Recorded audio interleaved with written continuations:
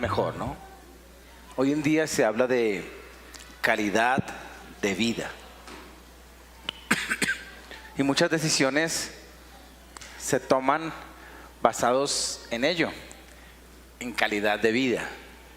Entonces, alguien que, por ejemplo, en Bogotá tiene que trasladarse 2 horas en bus de un lado a otro lado, a veces han llegado a replantear que eso no es calidad de vida, porque dicen 2 horas en la mañana, 2 horas en la tarde, 4 horas diarias, multiplícalas por 7 días o por 5, por un mes, por un año, y dicen, ¡oh! Paso mucho tiempo en un bus. Entonces conocí a alguien que, una persona renunció a su trabajo para buscar algo más cerca, otro hizo mudanza, hizo trasteo, porque igual hay que trabajar. Para algunos calidad de vida sería no trabajar. Entonces esos ya están muy influenciados por la canción del Negrito del Batey. Pero dentro de ese concepto de calidad de vida caben muchas alternativas. Detrás de eso de calidad de vida se busca entonces el enfoque en una profesión o en un trabajo o en un sueldo, porque hay personas que no necesariamente buscan laborar en lo que han estudiado, en lo que les gusta, sino en lo que les produce. Otros dicen, no, el sueldo no, para mí no es lo principal, quiero buscar algo en lo que yo me sienta satisfecho o satisfecha. Y hay diferentes enfoques. Hay unos más pecaminosos, ¿no? Hay enfoques de placer. Entonces, lo más importante para la persona es lo que le produzca placer, sea un vicio, sea una práctica, y eso es muy común. Tal vez no se publica, tal vez no aparece un estado allí donde diga mi enfoque es este en la vida, pero la práctica sí muestra que hay un gran porcentaje que puede estar seducido, que puede estar invirtiendo su vida en el placer. Eso es muy común y es parte de una de las situaciones de los últimos tiempos. Eso se llama hedonismo. El hedonismo es una filosofía de vida. Come y bebe porque mañana morirás. O sea, aprovecha. Y otro muy común también es aquellos que por las dificultades sociales en todo el mundo se enfocan en sobrevivir. Ahora, todos esos enfoques mencionados son enfoques equivocados. Por eso es muy importante enfocarse. Porque de acuerdo a cómo estés enfocado en la vida, así pasarán tus décadas. Una de las crisis comunes del adolescente es ¿en qué me voy a enfocar? De pronto de niño es más fácil soñar, visualizar. Entonces algunos nos vimos como grandes futbolistas, otros como grandes actores, otros como superhéroes, que nunca llegamos a ser, ¿no? Ni futbolistas, ni actores. Bueno, algunos de pronto en esta mañana hay un actor aquí y no lo distinguimos. Pero me refiero a que el niño fácilmente sueña, pero no todos los sueños de niños se convierten. El adolescente no es que no sueñe, sigue soñando. Lo que pasa es que como tiene un proceso mayor de madurez, comienza a enfrentarse a los rigores de la vida y sabe que ya no es tan sencillo, ¿no? Comienza a entender cómo se mueve el asunto por el dinero y una serie de cosas, y eso trae una crisis. Una crisis que se agudiza un poquito cuando uno termina grado 11. Porque hasta antes por lo menos hay un enfoque de estudio, ¿no? ¿Qué vas a hacer otro año? Estudiar. ¿A qué curso pasas? A este. Y de alguna manera la educación les ofrece un enfoque parcial. Pero hay una crisis fuerte cuando se avecina el asunto de que tienes que estudiar. Y porque aparentemente si no estudias quedarás desenfocado en la vida. El estudio no da enfoque. pero es necesario cuando tú estás enfocado. Porque el viernes decía una frase muy sabia, y es: todo aquello a lo que quieres dedicarte requiere de estudio. Pero el estudio en sí mismo no es un enfoque, es aquello a lo que yo estoy proyectando mi vida. Por eso es tan importante enfocarse. En el fondo lo que uno busca es la vida, es vivir, saber que tenemos calidad de vida, que estamos viviendo bien. Y la palabra de Dios nos da el enfoque verdadero. Por eso leamos el Evangelio de Juan.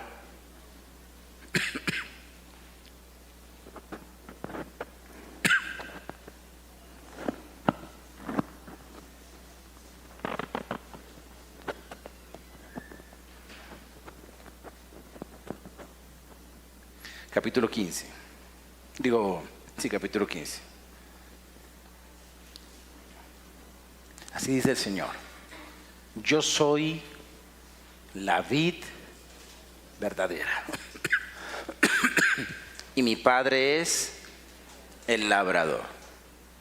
Todo pámpano que en mí no lleva fruto, lo quitará, y todo aquel que lleva fruto, lo limpiará, para que lleve más fruto.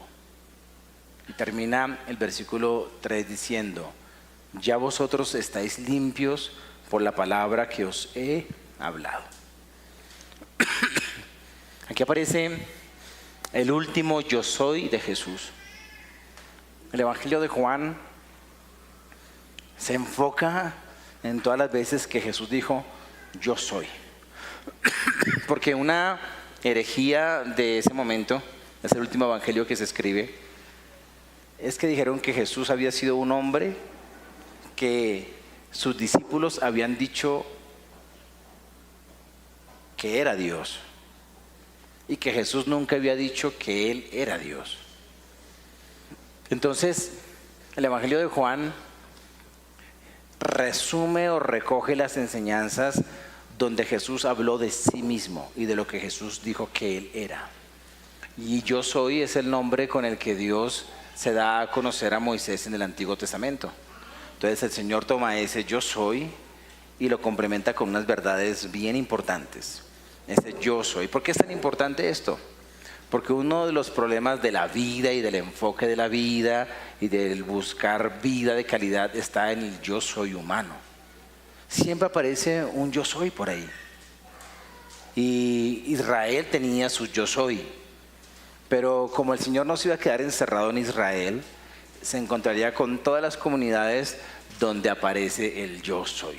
Y a todos les diría lo mismo: el que quiera venir en pos de mí, niéguese a sí mismo, es decir, coja su yo soy y empáquelo por allá y déjelo de últimas y sígame.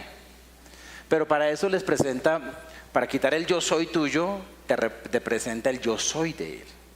Por eso es muy importante en el Evangelio de Juan mirar lo que Jesús quiso decir frente a yo soy. Inicialmente, Él es Dios, pero además de eso, en esta ocasión nos habla de que Él es la vid verdadera y que el Padre es el labrador.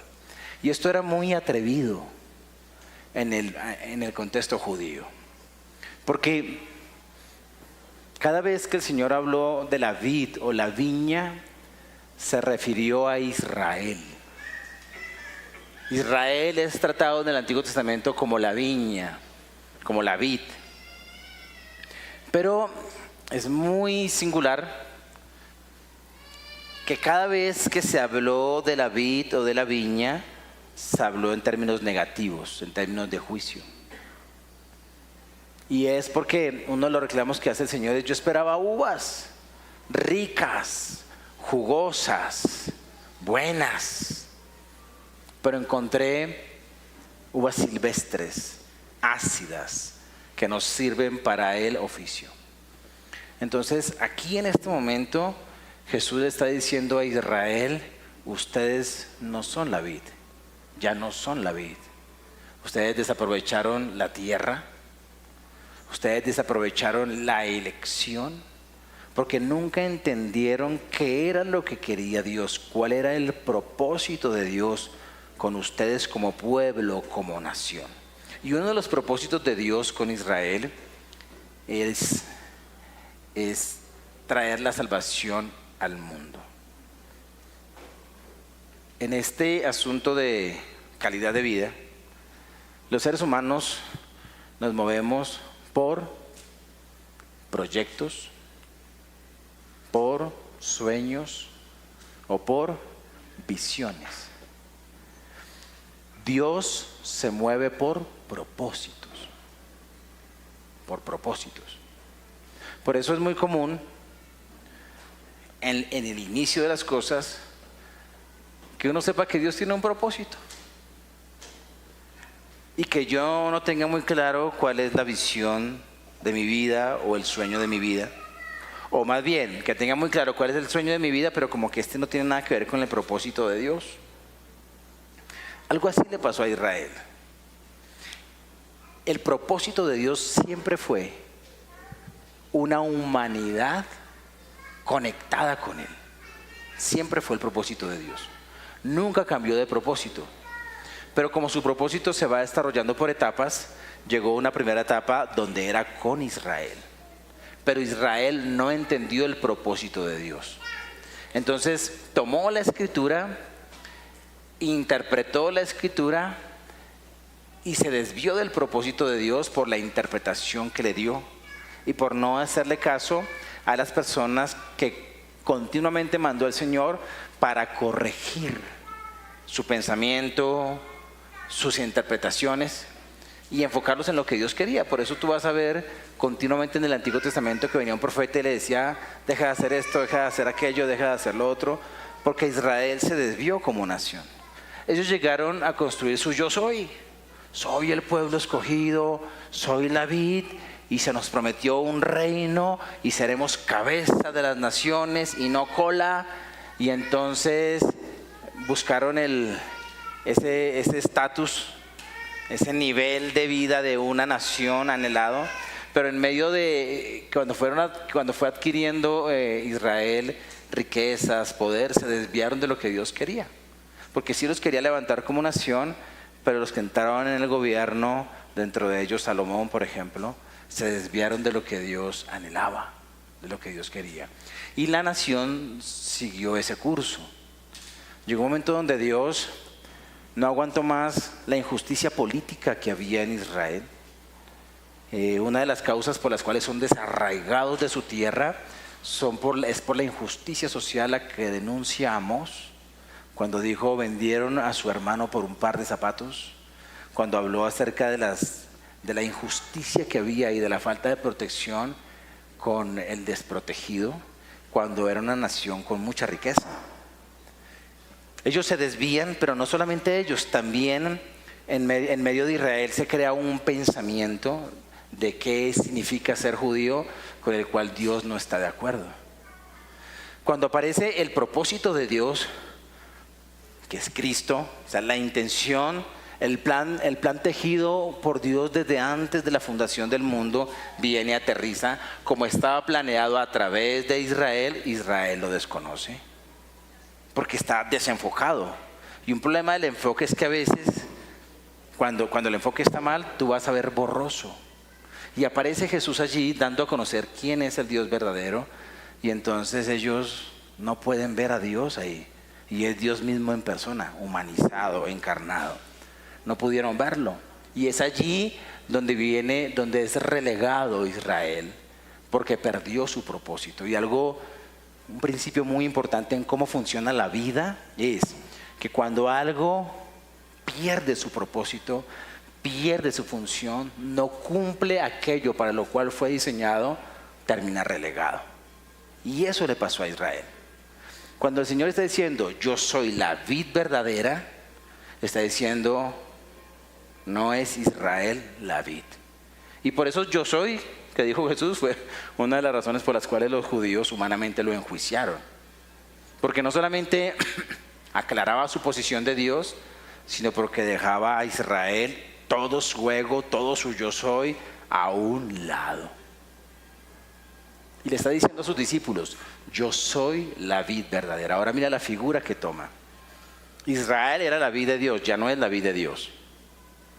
Porque ese pueblo que anunciaba la vida de Dios debería haber respaldado, si hubiesen entendido las Escrituras, a Israel, a Jesús. Debieron haberle seguido y haberle reconocido, pero no lo hicieron.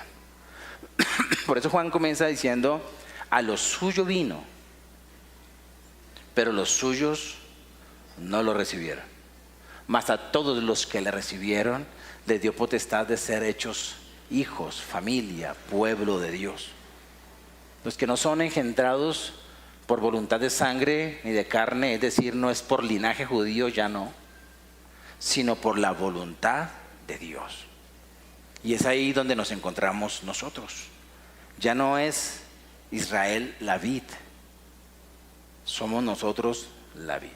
Así que cualquiera que pretenda judaizar, decirles que tenemos que volvernos hebreos, está desenfocado de la Escritura. Pero, ¿cuáles son los yo soy? ¿Cuál es la vid que nos presenta el mundo? Porque para Israel era Israel. Por eso, para ellos, el ser judíos, y todavía, ¿no?, para los que son creyentes, somos el pueblo de Dios y fuera de Israel no hay nada. No es así. Interpretan eso porque se desviaron del propósito y de la cosmovisión que Dios da. Pero ahora estamos nosotros, los que no somos de Israel, los que somos bogotanos, algunos costeños, los amados venezolanos, no sé si hay alguien de Pasto, algún boyacense por acá. Pero somos ahora los que estamos conectados con el Señor, y Él tiene que decirnos hoy en día, el Evangelio de Juan, yo soy la vid. Y frente a eso también compite. Y compite con un sistema que es el mundo, que te presenta enfoques en la vida, o más bien enfoques de la vida. Tiene que ver con lo que hacemos, con lo que anhelamos, con lo que soñamos.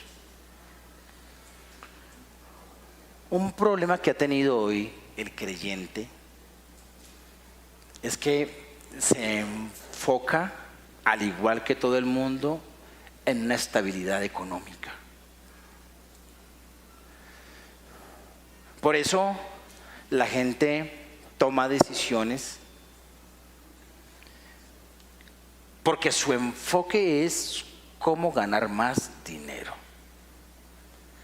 Como si el dinero o una buena posición económica fuera la vid. Porque la figura que el Señor está utilizando es una figura de vida. Ya dejando el simbolismo de Israel, hablamos, la savia está ahí. En la vid hay pámpanos y de lo que se alimenta el pámpano es de toda la savia que está allí y se espera que dé un fruto. Entonces estamos hablando de conexión de vida. Una cosa es un arbolito de Navidad que está conectado a la corriente, y otra cosa es una planta real donde hay vida real. Esto es un asunto de vida. ¿Qué es la vida? Por eso tenemos que enfocarnos en qué es la vida. Cuando hablamos de vid, estamos hablando de vida. ¿Qué es la vida? La vida no es el alimento. La vida es más que el vestido, dice Mateo capítulo 6. El reino de Dios no consiste en comida, en bebida, en vestido. La vida es más que eso. Pero para mucho ser humano, la vida tiene que ver con el recurso por el cual el mundo se mueve, que es el dinero. Y muchos, con Biblia en mano, con una profesión de fe hecha en Jesús, toman la misma ruta y el mismo enfoque que toma la mayoría de la humanidad. Conocemos a alguien que es un hombre de Dios, fue en estos días a Estados Unidos, porque con un corazón para servirle al Señor, una familia linda, una vida de servicio al Señor o de enfoque en Dios, En un poquito de desubique en este tiempo, dijo, voy a buscar establecer mi empresa en Estados Unidos. E hizo un viaje. Duró allí varias semanas, mirando cómo estaba el mercado allí, y se dio cuenta de una situación allá. Dice, la mayoría de la gente viaja allá con la expectativa de después llevarse a su familia, a su esposa, a sus hijos, establecer allí alguna cosa. Pero dice que es alarmante lo que él vio de primera mano, de cómo se van para traerse después a su familia, pero estando allá consiguen otra familia. Y que es algo gradual. Entonces vio como la esposa y los hijos que dejó acá, estaban acá y les mandaba dinero, pero allá ya tenía otra esposa y otros hijos. Y esta persona en su experiencia dice, la primera semana hablaba con mis hijos por YouTube y lloraban. Ay, papi, ¿cuándo te devuelves? Y bien, como que ese sentimiento. Pero que después de 3 semanas, entonces él le decía a la esposa, pásame a los niños. Ay, no queremos. Que es que estamos, hola papi, ¿cómo estás? Sí, bien, bueno, sí, chao papi. Y se iban. Y comenzó a haber una distancia de sus hijos con él. Y eso que no se ha ido, ¿no?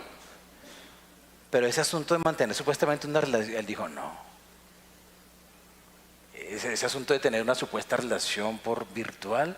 Y sintió en menos de unos meses el distanciamiento y cómo se fue rompiendo, sí, o más bien la amenaza, porque no se rompió, la amenaza, la distancia con sus hijos. No, yo no me imagino una vida. Y se devolvió y vuelve otra vez a Colombia, y se desencantó de algo que muchos ven como la vida. La vida. Yo no tengo, y lo he dicho muchas veces, lo digo hoy, no, la vida tampoco es quedarse aquí, encerrados en 4 paredes. Tampoco quiero proponer como que la vida tuya es que vengas a Puerta Esperanza, sé de la perseverancia, un domingo cada 8 días y eso te hará feliz, encontrarás la vida aquí. No, tampoco. Yo no soy un opositor a que la gente viaje o se establezca en nuestros lugares. Lo importante es que vaya con la vida, es decir, que tenga un correcto enfoque. Porque un viaje a un país primermundista con un equivocado enfoque te llevará a la ruina. La mayoría de los países primermundistas están desenfocados. Entonces, la vida se trata de enfoque. Y por eso es importante interpretar qué es la vida y enfocarnos en la vida. Y Jesús dijo, yo soy la vid verdadera. Yo soy la vid verdadera. El propósito que Dios plantó. El versículo 1 dice, yo soy la vid verdadera y mi Padre es el labrador. Así que Jesús se presenta no como una opción de vida, sino como la única opción de vida. Esta es la vida eterna, que te conozcan a ti, al Padre, y a Jesucristo a quien has enviado. Por eso yo quiero decirle a las personas que están acercándose al cristianismo, a la iglesia, a la palabra, a Jesús, que es la decisión más importante. Que no se trata de una religión, se trata de la vida misma. Jesús no dijo yo soy una religión, dijo yo soy el camino y la verdad y la vida. La vida está en Él. Hay que enfocarse en la vida y la vida es Jesús. Porque el mundo está muerto en una problemática espiritual que no todo el mundo entiende. Y es muerto en delitos y en pecados. Y cuando Jesús vio la muerte en el mundo, entonces Él decide hacerse hombre y venir a traer la vida. Cuando el Padre envía a su Hijo, está enviando la vida a un mundo que está muerto. Por eso es una locura buscar la vida en el mundo. Jamás estará en el mundo ni en lo que el mundo ofrece como vida. A veces hay proyectos, sueños que parecen visionarios, pero detrás de eso está la muerte porque no está Jesús. Aquellas cosas donde Jesús no es el centro, es muerte. Por eso, uno de los objetivos del Señor con el yo soy es quebrar todos los yo soy que hay. Los falsos yo soy. Yo soy la vid verdadera. Y mi Padre es quien la plantó y quien la cuida. Porque el labrador, en esta ocasión, es el que planta la semilla, el que la riega, el que la poda, el que la cuida para que cumpla su propósito.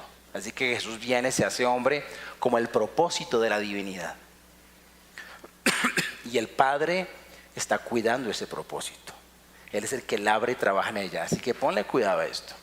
Porque es que este Padre del que está hablando Jesús es el creador del cielo y de la tierra. Es el Dios omnipotente, el que todo lo puede, el que todo lo sabe.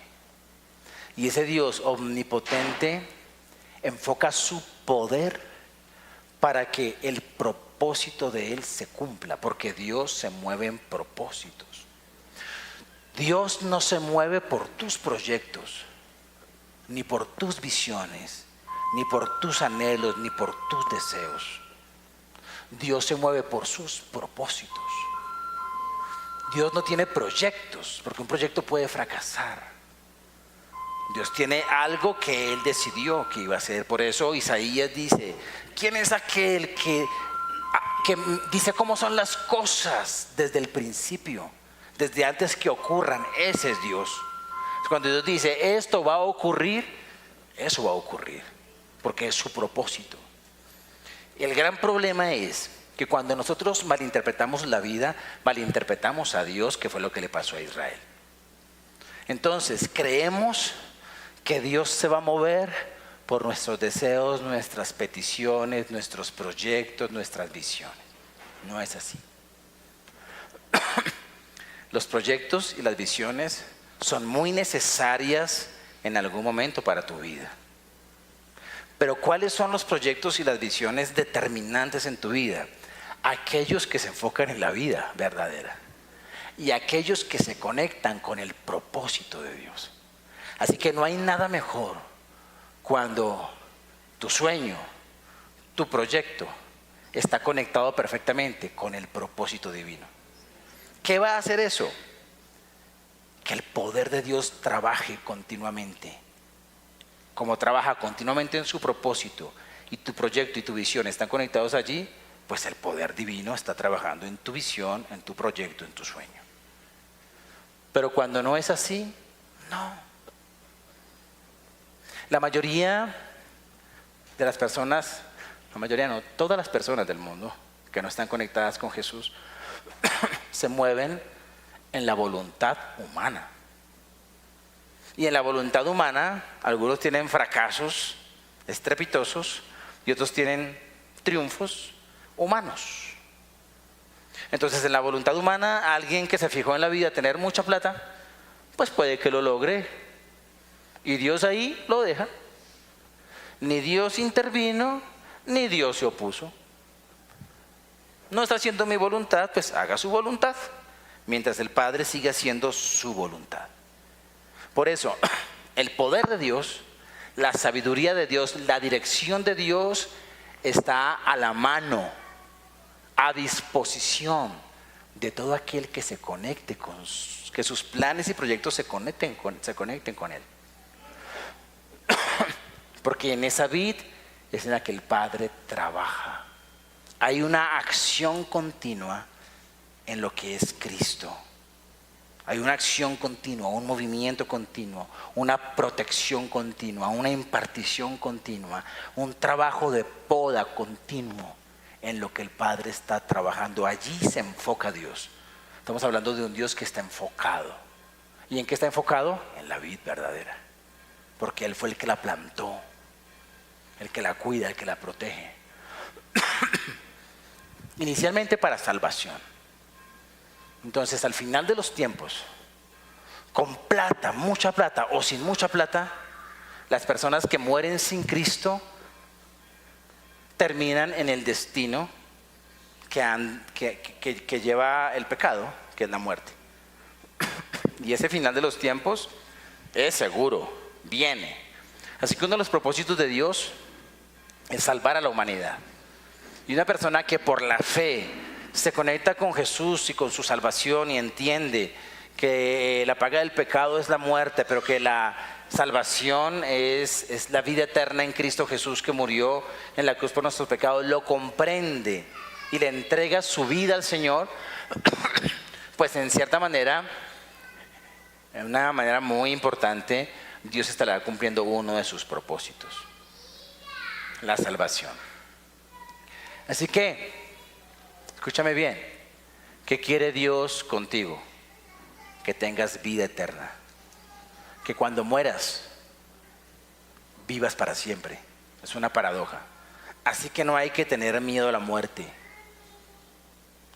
ni hay que tener miedo cuando alguien de la familia va a morir. Hay que tener miedo de si va a morir para siempre. Con eso hay que tener miedo. Mi papá tuvo 4 infartos muy fuertes. Cuando le dio el primer infarto, yo no me asusté. Yo supe que Dios lo estaba salvando. Que le dio el primer infarto y no murió, pero fue de una vez llevado al hospital. Y yo supe que Dios le estaba salvando. Así que cuando yo vi que mi papá estaba partiendo, me puse feliz. ¿Por qué? Porque no iba a morir eternamente. Y Dios lo estaba salvando. Es terrible cuando alguien se va sin salvación. Así que en este asunto de la vida, la salvación es muy importante. Y yo fui, hablé con él, no voy a contar la historia porque algunos ya la conocen, pero recuerdo el rostro de mi papá recién falleció, porque me llamaron, logré entrar antes de que los médicos lo cubrieran y estaba sonriendo. Estaba con ese gesto particular de cuando estaba muy contento. Y cuando estaba así y yo lo vi, ya no estaba él, pero estaba su cuerpo y la huella que dejó en su rostro, yo dije, se reconcilió con Dios por fin. Y está con Dios. Así que ese es un propósito principal, la salvación, que es algo muy importante. ¿Y cuántos de los que están aquí ya son salvos? Entonces sonríen. Claro. Pero este fruto del que estamos hablando hoy no tiene que ver con la salvación. Tiene que ver con otro. Enfócate en la vida. Jesús es la vid verdadera, el Padre es el labrador, pero tú eres un pámpano. El versículo 2 así lo aclara.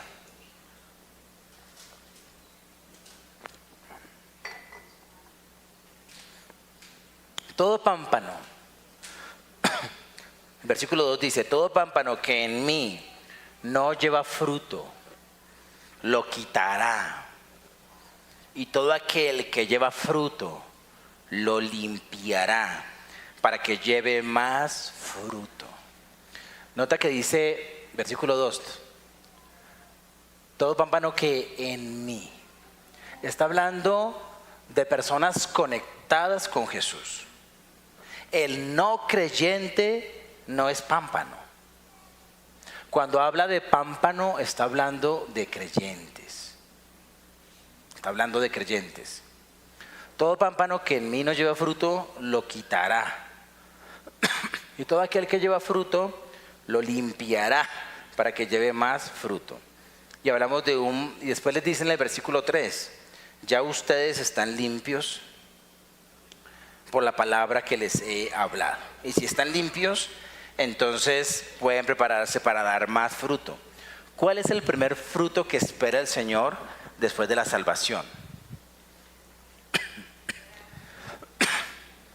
Estas personas a las que Jesús les está hablando son personas que son judíos, pero que han entendido que ya Israel no es su identidad, que ya Israel no es su familia.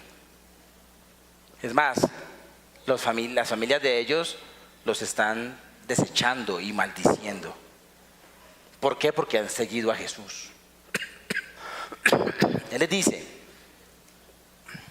todo pámpano que en mí no lleva fruto es quitado. Pero todo el que en mí, en él, conectado a él, lleva fruto, lo limpiará para que lleve más fruto.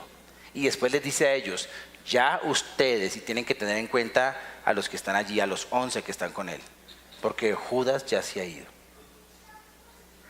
Ya ustedes están limpios. ¿Por qué? Por la palabra que les ha dado, por el mensaje. ¿Y cuál es el mensaje que hasta ese momento Él les ha dado y ellos han recibido? Porque ese es el primer fruto que se espera de los pámpanos. Y es más, de ese primer fruto depende el fruto siguiente. Y para que se dé ese primer fruto, tiene que recibirse la palabra que Jesús ha dado. ¿Cuál es?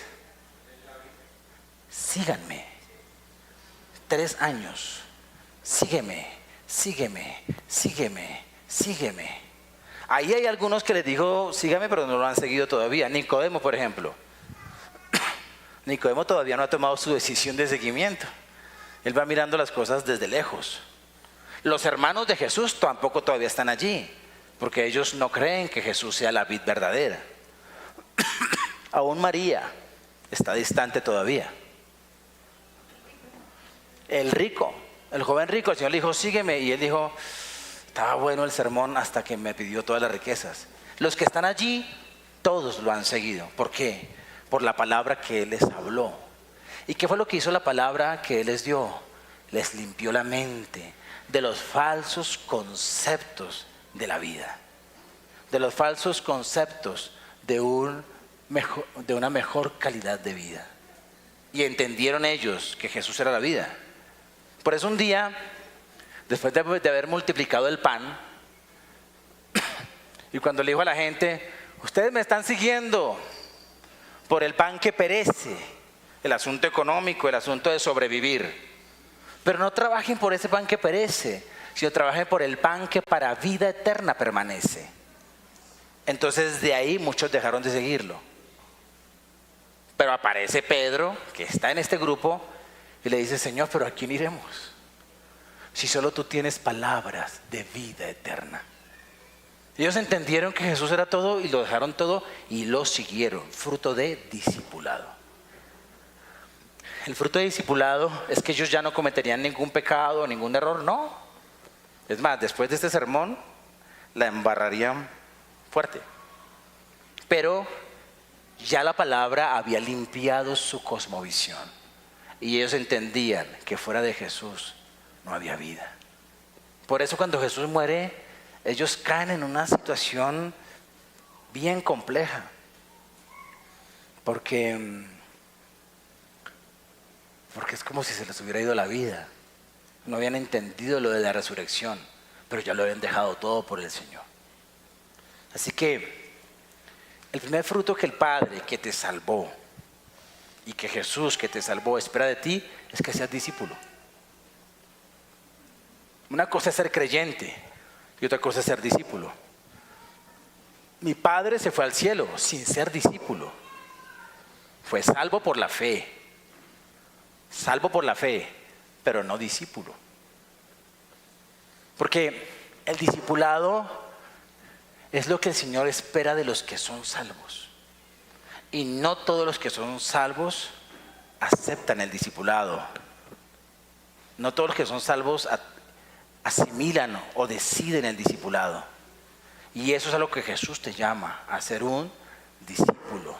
Y el discípulo es aquel que todos sus planes están en Dios, que no ve la vida fuera de Él. Y esto es muy importante. Un discípulo no va a tratar de torcerle el brazo a Dios para que le dé una visa. El discípulo va a decir, si es tu voluntad que yo vaya a tal lugar, entonces la visa vendrá. Pero yo veo cristianos que contrataron al coyote. ¿Saben quién es el coyote, no? ¿Ya ya averiguaron cuál es el precio? ¿No? Es una manera de irse a Estados Unidos, Mafecita. Pagan por allá una platica. Conocedores de la palabra, pero no son discípulos. Así que ese asunto, pero fulanito se fue y le está yendo muy bien. Es el engaño del mundo diciéndote esa es la ruta. No es la ruta. Porque Dios sabe, mira, Dios tiene entrada a todas las naciones. En ninguna nación le pueden cerrar la puerta. ¿Por qué? Porque Él es el Señor en los cielos y en la tierra. Y si Dios quiere que tú estés en Pekín, estarás en Pekín.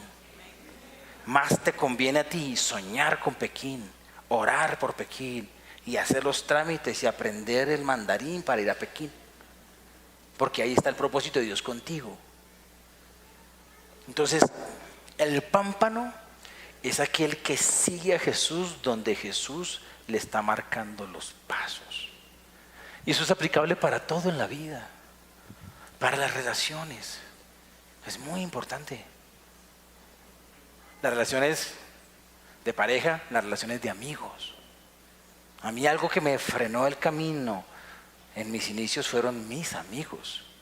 El contexto social del cual yo tenía que salir. Pero yo los amaba tanto que los amaba. Mis amigos se convirtieron en mi familia. Porque cuando yo saltaba el muro de la casa, yo sentía que me salían alas de libertad y que llegaba a un grupo al cual yo amaba, que eran adolescentes igual a mí. Y eso me conectó el corazón. Y cuando yo empiezo a seguir al Señor, pues todos ellos eran viciosos. Algunos con drogas, otros con el alcohol. Y yo tenía que desligarme de ellos porque yo venía atado. Y la limpieza no iba a ser tan fácil a menos que yo empezara a tomar los pasos de seguimiento del Señor. Por eso el discipulado te trae un nivel de limpieza. Limpieza inicialmente en la mente. En la mente. Ahí empieza el asunto. De ver la vida como Dios la ve. Y Él le dice a ellos, ustedes ya están limpios. ¿Por qué? Porque me han seguido. Porque son discípulos. Ahora, como discípulos, Dios quiere que tengamos fruto. Si tú no eres discípulo, si tú no aceptas el camino al discipulado, jamás darás el fruto que Dios quiere. Jamás cumplirás el propósito que Dios quiere. Y como no lo cumples, entonces no vas. ¿Sabes dónde vas a terminar? Afuera de la iglesia. O yendo a cultos, pero desconectado del cuerpo. Porque Dios no va a invertir todo lo que Él invierte en alguien que no quiere. Entonces no está diciendo que lo condenará. Estará diciendo que es quitado y que como es quitado los pámpanos secos que se echan al fuego, quiere decir que tu vida en esta tierra, no estoy hablando de tu salvación, estoy hablando de tu vida en esta tierra, se perderá. Se perderá como el humo. Se perderá como la hierba seca que se quema. Quedará sin fruto generacional. De eso está hablando, de una pérdida de vida, porque te desconectaste de la vida. Y esto tengo que aterrizarlo más aún, porque es que la iglesia cristiana del siglo XXI se acostumbró a los cultos y muchas veces se convierten en pámpanos en proceso de secarse. Porque no quieren el discipulado, ni los propósitos de Dios, ni la misión de Dios, ni conectarse con lo que Dios quiere. Quiere que Dios les bendiga el trabajo, les bendiga la familia, les sane a alguien cuando se enferma y que todos vivan ahí como tranquilitos en su casa. Y eso no es lo que Dios quiere. Lo que Dios quiere, Dios no se limita a que tu familia esté bien. Dios quiere que el mundo esté mejor. Y para eso te necesita a ti, no encerrado en el cuadrado pequeño de tu casa o de lo que amas. Quiere que tú tengas una visión más amplia hacia lo que Él ama. Por eso hay que enfocarse en la vida y se espera que tenga fruto de seguimiento. Y así como los discípulos se desarraigaron de Israel, aún de su casa y de su familia inicialmente, de lo que les proporcionaba identidad, seguridad, quedaron sin nación, sin seguridad social. No los querían ni los judíos ni los querían los romanos, pero Dios los había escogido. Y Dios siguió trabajando en ellos. Así que Dios continuamente trabaja en sus discípulos. Luego de que tú has elegido la vida, entonces necesitas permanecer en la vida. El versículo 4 lo dice así.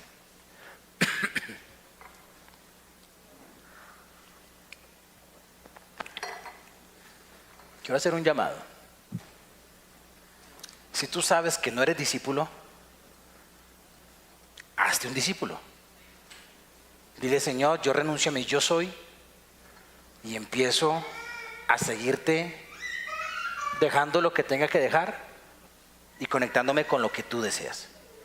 Dejo de coquetear desde la distancia, de aparecerme intermitentemente contigo y de seguirte. Porque muchos de los que después fueron discípulos muy fuertes empezaron así, con coqueteos como tú estás. Porque hay algunos que están aquí como con coqueteos. Los hermanos de Jesús fueron así, pero después se conectaron. Así que, si tú lo has mirado desde lejos, sí, chévere, es bonito de vez en cuando, el Señor te llama a un compromiso más cercano, más férreo, para que tu vida no se vaya en sobrevivir o en seguir falsas ilusiones. Ahora, ya que tú has dicho, sí, yo soy discípulo, y dices, yo soy discípulo, no estoy tan bien hoy, pero soy discípulo. Entonces escucha, permanece en la vida, permanece en el Señor. Permaneced en mí y yo en vosotros. Nota que es el permanecer doble, ¿no? Yo permanezco en Él y Él permanece en mí. Como el pámpano no puede llevar fruto por sí mismo, es imposible dar fruto sin permanecer en el Señor, sin que el Señor permanezca en nosotros. Si no permanece en la vid, así tampoco vosotros, si no permanecéis en mí. El versículo 5 dice, yo soy la vid, vosotros los pámpanos. El que permanece en mí y yo en él, este lleva mucho fruto, porque separados de mí nada podéis hacer. Aquí habla de una mutua permanencia. ¿En qué debes permanecer? En la comunión con Cristo. Permanece en mí. Yo te salvé, tú me escogiste, como dice la canción de Alex Zurdo, quédate. Pero Alex Zurdo se la canta a Dios diciendo, no solo me visites, quédate. Yo siento que esa canción la canta el Señor al revés. No solo me visites, quédate, permanece, quédate aquí, te llamé. Soy tu Salvador, soy tu Señor, permanece en mí. ¿A qué se refiere esto? Permanece en la comunión. Comunión y salvación no es lo mismo. Si tú ya eres salvo y le entregaste tu vida a Dios, yo te digo, nadie te puede quitar esa salvación. Satanás no tiene con qué quitarla. Y como tú no la lograste con tus frutos ni con tu buen comportamiento, pues no hay nada que tú puedas hacer que te la quite.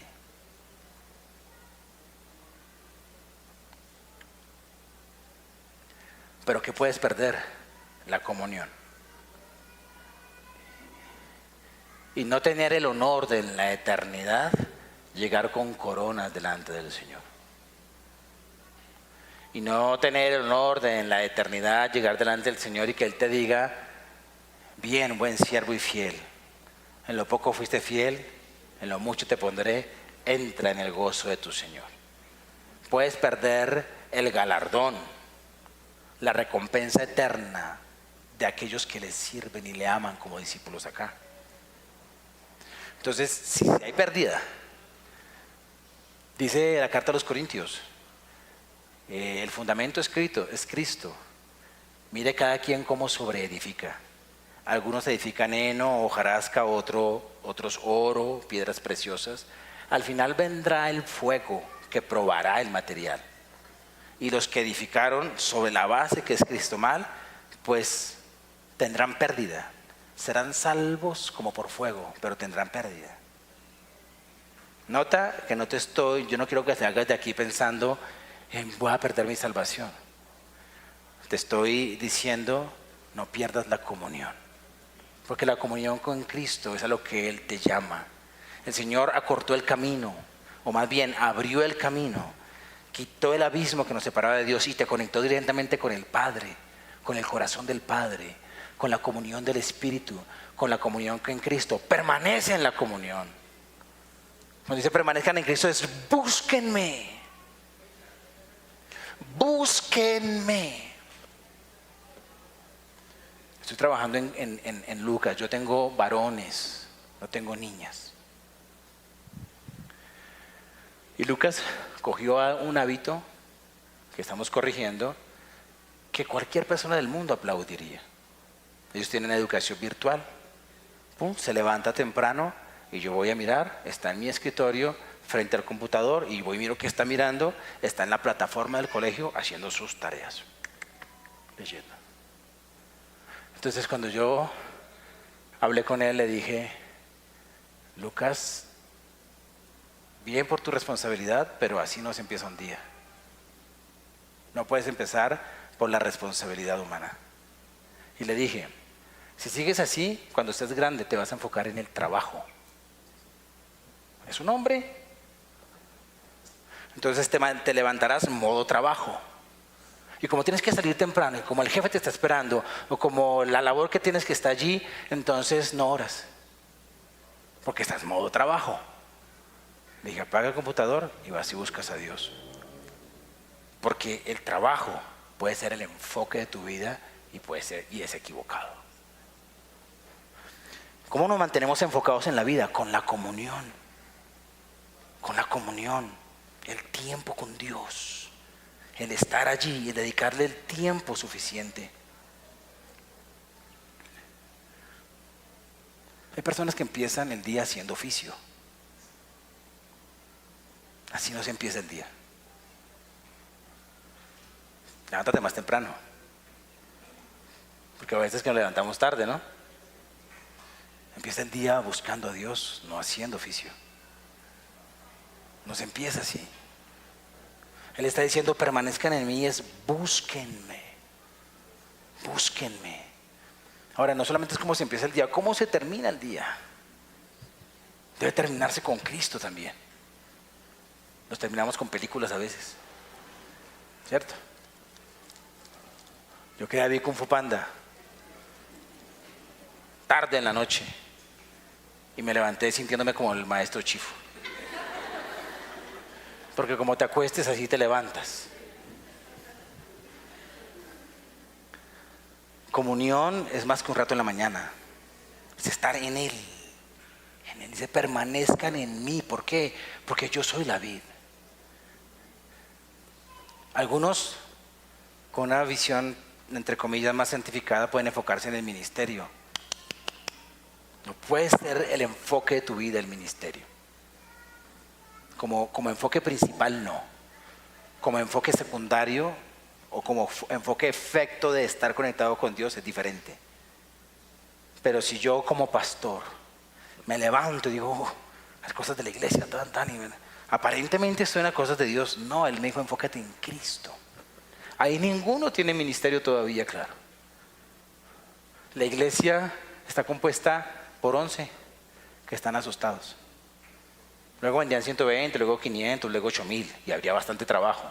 Pero Él dijo, enfóquese en mí. Entonces, enfocarse en el ministerio tampoco.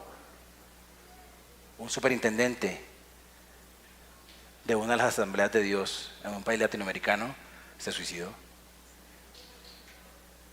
Porque la vida no está en el ministerio. El ministerio agota, cansa, es difícil. Enfócate en Cristo, la comunión con Dios. Ahí está la vida. Para cualquier persona, ahí está.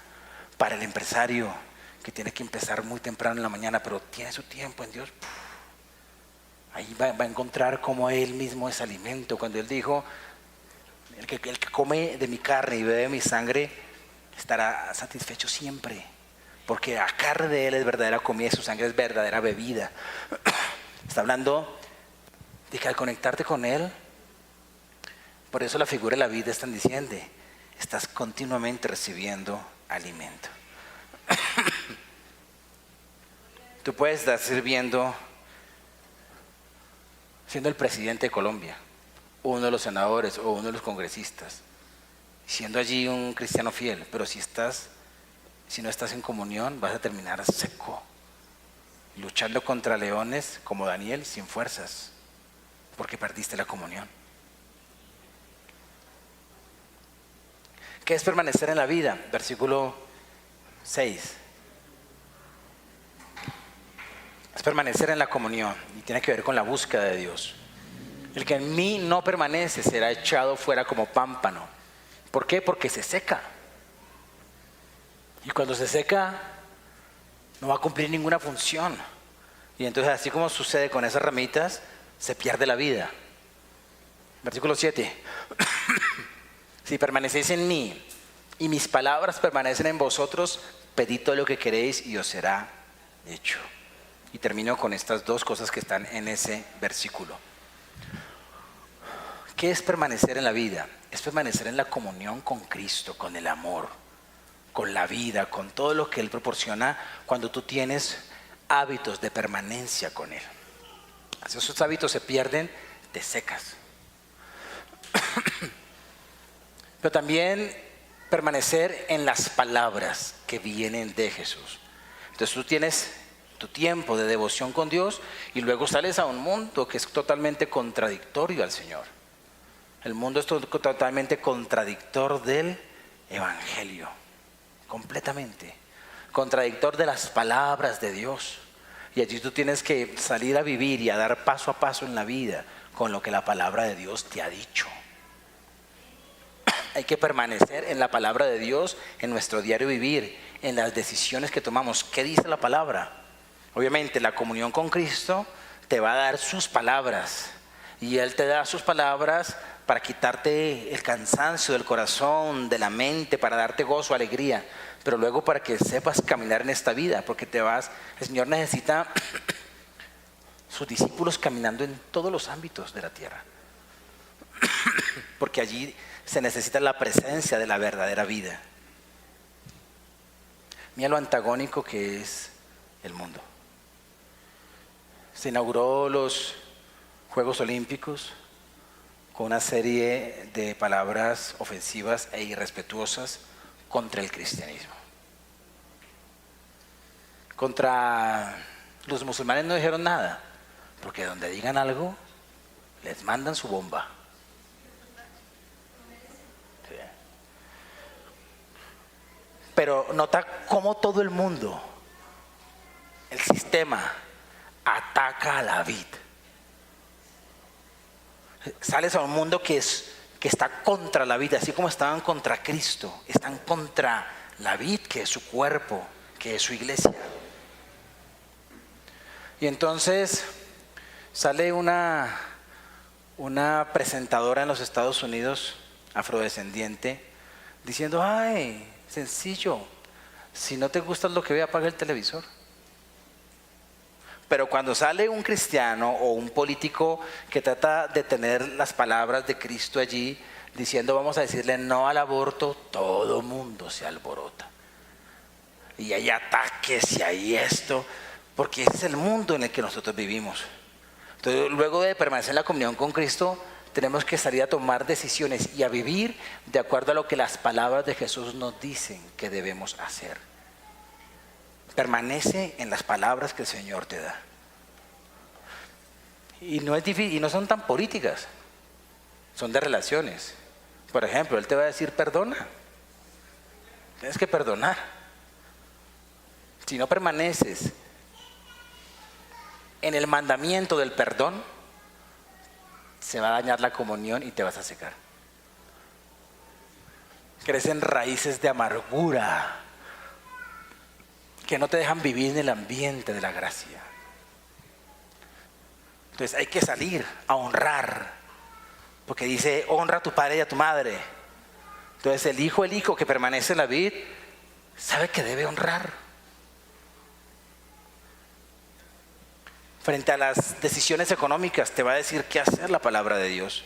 Decisiones familiares, decisiones del trabajo, decisiones de carácter moral, ahí está la palabra de Dios. Permanece en la palabra.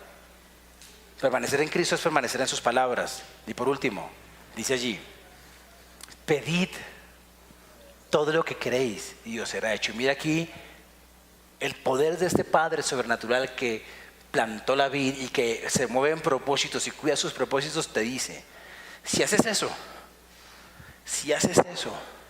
el poder del cielo está a tu disposición. Si haces eso, brotará de ti una oración que tiene inspiración en la comunión y en la palabra. Y entonces lo que pides es hecho. Vivirás una vida de poder, una vida de fruto, porque hacia allá va el punto, que demos mucho fruto. Pero este fruto tiene como elemento primero permanecer en Cristo, permanecer en la palabra y la oración. Así que, ¿cómo está tu oración? La respuesta a eso te dice si estás permaneciendo en Cristo o en su palabra. Si esa parte no está viva, no está avivada, te está secando. No estás permaneciendo. Pero si es así, estamos en la comunión, en la lectura de la palabra, en entenderla, masticarla, saborearla, ingerirla, dejar que ella me nutra, dejar que ella dirija mis vidas, vas a experimentar una oración poderosa. Porque no es una hipérbole. Mira, todo lo que queréis será hecho. ¿Por qué? Porque el universo de tus deseos estará impregnado de la vid y del Padre que la plantó. Entonces no hay nada más poderoso que cuando tú haces una oración que está perfectamente conectada con la voluntad de Dios. La pides y es hecha. Punto. Así de poderoso es. Y entonces se manifiesta el discípulo que da fruto. Eso nos corresponde a nosotros. Entonces, enfócate y permanece. Enfócate en la vida. Permanece en Cristo, en la palabra y en la oración que viene de la comunión y la dirección de Dios. Y verás cómo el fruto como cristianos empieza a aparecer. Oramos. Padre, gracias por tu palabra. Padre, levanta una comunidad de discípulos, Señor. Nosotros te hemos dicho que sí, Cristo. Hemos entendido tu salvación. Y te damos gracias por salvarnos, Señor. Muchas gracias por salvarnos. Agradece la salvación. Ámala, abrázala. Pero dile, yo quiero ser discípulo tuyo. Y ser discípulo es permanecer en Cristo. Es seguirte. Renuncia a la forma falsa de cristianismo que se ha promovido en los inicios de este siglo. Es más que congregarse. Es decir, voy a seguir a Cristo y no voy a aceptar ninguna forma de pecado en mi vida. No quiere decir que no peques porque la fidelidad y la gracia de Dios son necesarias para guardarnos en medio de nuestras debilidades y momentos difíciles. Me refiero que una cosa es pecar por un momento de debilidad, a otra cosa es vivir en el pecado porque has aceptado una cosmovisión que tolera el pecado.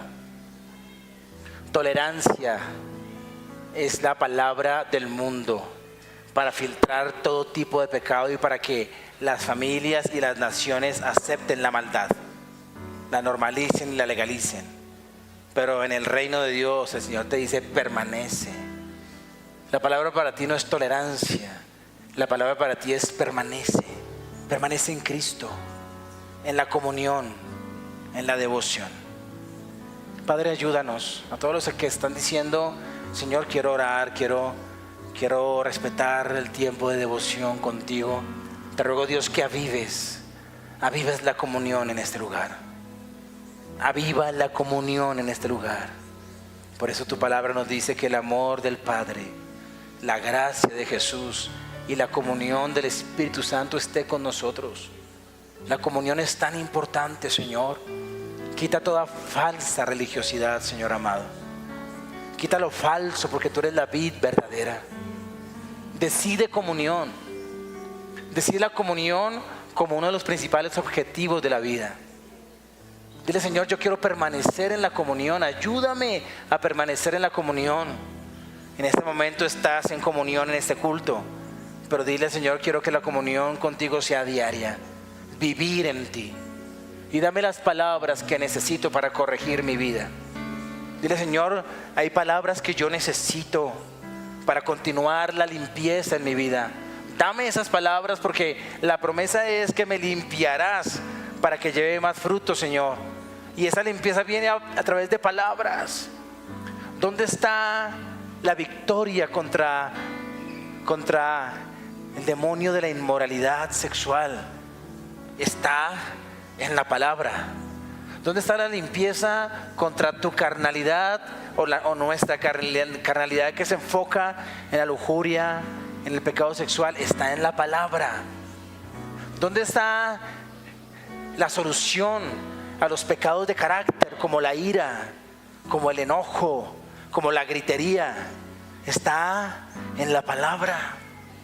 ¿Dónde está la victoria contra los pecados de la falta de mansedumbre, esa agresividad? Está en la palabra. ¿Dónde está la victoria contra esas formas de pecado emocional que victimizan, como la ansiedad, como la depresión? En la palabra. Ahí en la palabra está lo que necesitan las áreas sucias de nuestro ser. Están en su sangre que nos limpia, pero el desarraigar esas cosas están en su poderosa palabra. Dile, Señor, dame la palabra que necesito para continuar con la limpieza en mi vida. Y dile, Dios, quiero desarrollar una oración que se enfoque en la vid verdadera, para que todo lo que pida sea hecho. En el nombre de Jesús. Gracias, mi Dios. Amén. Y vamos a darle al Señor ofrenda de acuerdo a la palabra.